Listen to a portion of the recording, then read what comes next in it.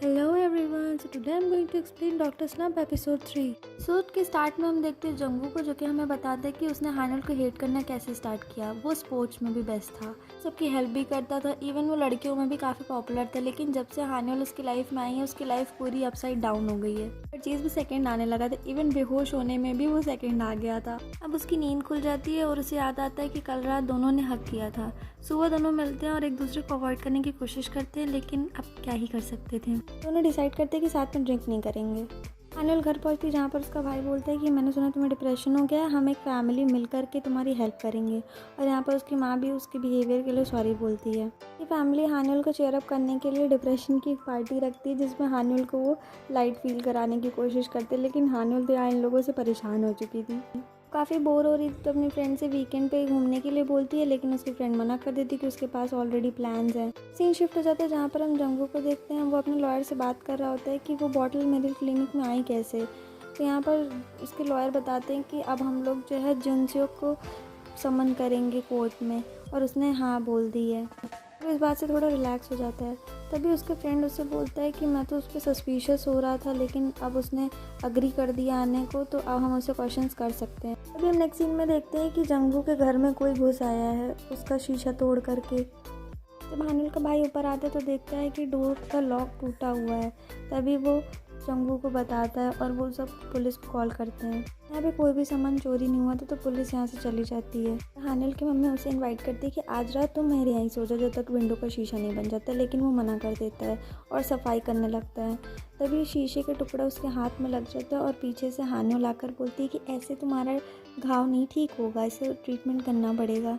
पर हानिल भी बोलती है कि आज रात हमारे यहाँ सो जाओ चलकर, क्या पता कि कोई तुमसे बदला लेने आए और तुम्हें मारकर रिवर में डाल दे, पता भी नहीं चलेगा तुम मर गए हो। तभी वो बोलते हैं कि ठीक है मैं समझ गया तुम्हारे एक्सप्लेनेशन, और वो मान जाता है। तो सारे डिनर करते हैं, जहाँ पर हानिल का भाई बोलता है कि अच्छा तुम उसके क्लासमेट थे, तभी मुझे ऐसा क्यों लग रहा था कि तुम जाने पहचाने से लग रहे हो। यहाँ पर हानिल की मॉम उसको बहुत ज़्यादा अच्छे से ट्रीट करी थी, लेकिन हानिल बताती कि हम लोग इतने क्लोज भी नहीं थे और हम लोग फ्रेंड्स भी नहीं हैं। वो इस बात से ऑफेंड हो जाता है और कहते हैं कि मैं भी तुमको बहुत ज़्यादा क्लोज नहीं समझता हूँ। हानिल अपनी स्कूल की स्टोरी बताती है, जहाँ पर उसकी माँ सुनकर इमोशनल हो जाती है कि मेरी बेटी ने हमेशा हार्ड वर्क किया है। फिर हानिल का भाई उन्हें चुप करा देता है और वो सारे डिनर एंजॉय करके अपने अपने रूम में चले जाते हैं।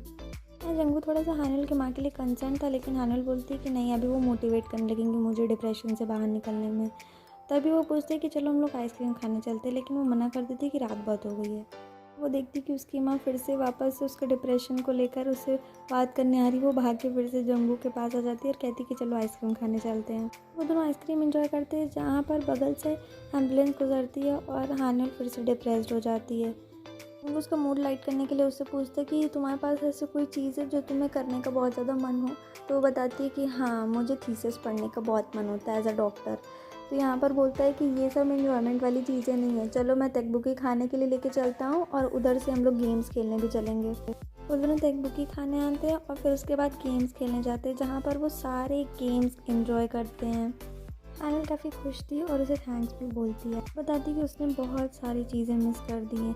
जहाँ पर जंगू बोलता है कि अब हम लोग अपने लाइफ के सबसे लोवेस्ट फेज में हैं, तो अब हम लोगों को हर चीज़ एंजॉय करनी है।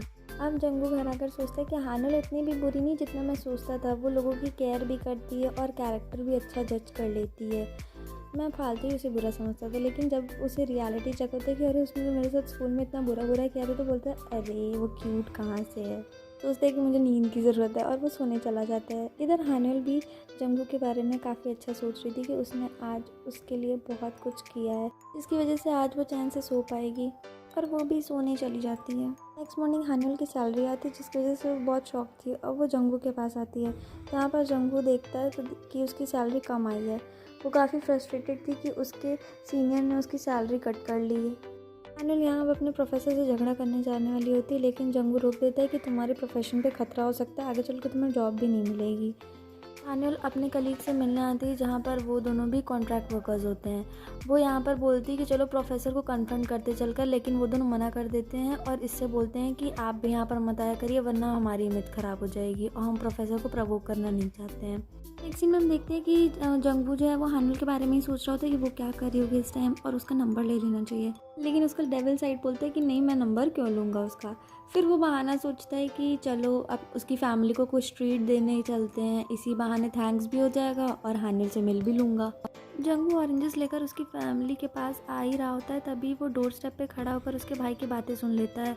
हानिल का भाई बोलता है कि वो ऑलरेडी फेमस है और उसके ऊपर मर्डर के चार्जेस भी चल रहे हैं। वो प्लास्टिक सर्जन था और उसकी पेशेंट जो है वो नेग्लिजेंस की वजह से मर गई है। हम लोग उसको अपने घर में रख सकते हैं? तभी उसकी माँ बोलती है कि क्यों नहीं रख सकते हैं, उसमें क्या इशू है। तो वो कहते हैं कि हो सकता है पुलिस हम लोगों से भी क्वेश्चन करे कि हम लोग एक मर्डरर को छुपा रहे हैं। जंगू को इस बात से काफ़ी हर्ट होता है और बिना ऑरेंजेस दिए ही टेरेस पे चला जाता है। तभी हानिल उसे देख लेती है और उसके पास चली आती है। हानिल जंगू को अपसेट होता देख उससे पूछती है कि तुम्हें क्या हो गया है। तो जंगू बोलता है कि मेरे सर्कमस्टेंसेस मैं भूल गया था, तुम अपने घर जाओ। यहाँ पर हानिल अपने घर आकर सोचती है कि उससे क्या हो गया। तभी उसकी माँ आकर बोलती है कि वो जो ऊपर टेरेस पे रहता है तो मुझसे थोड़ा सा दूर रहना। हानिल को थोड़ा थोड़ा समझ आता है। वो सोचती है कि उसको टेक्स्ट करके उसका मन हल्का कर दे, लेकिन उसके पास उसका नंबर ही नहीं था। जंगू के पास उसके लॉयर का फ़ोन आता है, जहाँ पर उसका लॉयर बताता है कि जिनसेok ने कोर्ट में आने से मना कर दिया है। तभी जंगू जिनसेok को फ़ोन करता है, लेकिन वो फ़ोन नहीं उठाता है। तो अब वो उसके क्लिनिक जाते हैं जहाँ पर वो काम करता था, लेकिन उसे पता चलता है वहाँ जाकर कि उसने रिज़ाइन नहीं कर दिया आज। बहुत फ्रस्ट्रेटेड था और उसके पास कोई ऑप्शन भी नहीं बचा था। उसका लॉयर बोलता है कि तुम बस नेक्स्ट हियरिंग पे फोकस करो। अब वो ड्रिंक करने आता है, जहाँ पर वो अपनी सिचुएशन पे रो रहा होता है। हम हानिल को देखते हैं, वो उसके केस से रिलेटेड इन्वेस्टिगेशन कर रही होती है। और सुबह होते ही उसे उसका सल्यूशन भी मिल जाता है। उसे एक केस मिलता है इंडिया का ही, जिसमें वो पेशेंट भी एक्सेसिव ब्लीडिंग की वजह से मर जाती है। वो हमें कोर्ट का सीन दिखाया जाता है, जहाँ पर सारी चीज़ें जंगू के अगेंस्ट हो रही थी। और इधर हानिल भी जैसे उसे एविडेंस मिलता है वो कोर्ट के लिए आ जाती है। यहाँ पे कोर्ट में और उसके ऊपर एलिगेशंस लग रहे थे कि जिनसेok इसलिए नहीं है क्योंकि जंगू ने उससे अपना क्राइम कवर अप करने के लिए कहा था। लेकिन तभी कोर्ट में हानिल आ जाती है और जंगू के लॉयर को एविडेंस सबमिट करने के लिए दे देती है। लेकिन जज हियरिंग यहीं ख़त्म कर देते हैं और बोलते हैं कि आज एविडेंस नहीं कलेक्ट कर सकते, अब नेक्स्ट हियरिंग में कलेक्ट होगा। हियरिंग के बाद काफ़ी सारे रिपोर्टर्स जंगू से क्वेश्चन कर रहे होते हैं। तभी हानिल को कोई धक्का दे देता है और वो गिर जाती है। जंगू उसे उठाकर साइड में ले जाता है और देखते हैं कि उसके हाथों में चोट लगी हुई है। उसे ये भी पूछता है कि तुम यहाँ पर क्यों आई। तभी हानिल बताती है कि मुझे डिसर्टेशन पढ़ना पसंद था, मैंने तुम्हें बताया था और मैंने पढ़ा और मुझे तुम्हारे केस रिलेटेड चीज़ें मिल गई, इसलिए मैं जल्दी से आ गई। आई विश कि मैं और पहले आ पाती। तभी जंगू बोलता है कि ये सब छोड़ो और उसे अपने क्लिनिक ले आता है। वहाँ पर उसका चेकिंग करता है और उससे पूछता है कि तुम्हारी सैलरी का क्या हुआ। तो वो बताती है कि मुझे तो अपनी सेविंग्स पे मिल गई है, चलो ट्रीट देती हूँ मैं तुम्हें। और जंगू यहाँ पर आज के लिए उसे थैंक्स बोलता है। हानिल बोलती है कि मुझे सेवरेंस पे मिल गई है तो मैं तुम्हें ट्रीट देना चाहती हूँ, तुमने भी मेरे लिए बहुत कुछ किया है। दोनों डिसाइड करते हैं कि ये दोनों बीच पर सनराइज़ देखने जाएंगे। दोनों सनराइज़ देखने पहुँच जाते हैं। तभी उन्हें पता चलता है कि आज तो सनराइज़ होगा ही नहीं क्योंकि बारिश होने वाली है। दोनों वापस अपनी लाइफ से रिलेटेड बातें करते हैं और यहाँ पर जंगू उससे उसका नंबर मांगता है और उससे फ्रेंडशिप के लिए हाथ बढ़ाता है, जहाँ पर हानिल भी मान जाती है। और इधर हम देखते हैं कि जंगू के ऑफिस में किसी ने हर जगह कैमरा फिट कर रखा है।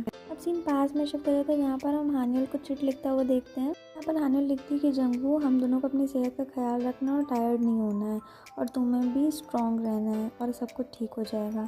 तभी हम देखते हैं कि जंगू की माँ जो है वो बोल रही है उसके टीचर से कि तुमने मुझे इसलिए बुलाया है और वो क्लास में फर्स्ट भी नहीं आ सकता है, इतना एम्बैरेस करोगे मुझे। ये सब सुन के काफ़ी शॉक रह जाती है। तभी उसकी माँ जाती है और वो बहुत ही ज़्यादा कंसर्न्ड होती है उसके लिए। उसके माँ उसे घर लेके चली जाती है और एपिसोड 3 हमारा यहीं पे ख़त्म हो जाता है। Thanks for watching and also if you like my video then please like share and subscribe.